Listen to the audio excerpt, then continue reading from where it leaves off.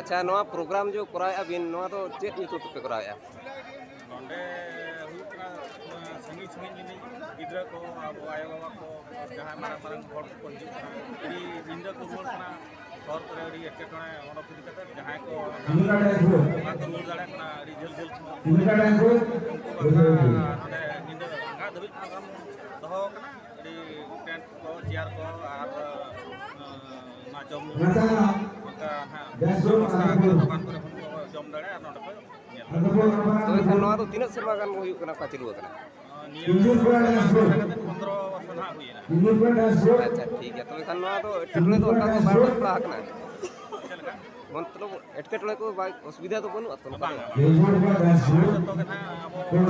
सरकारी office permission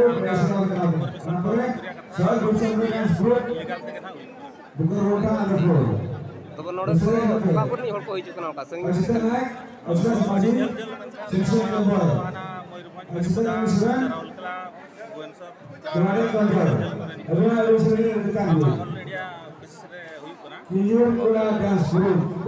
जोहार के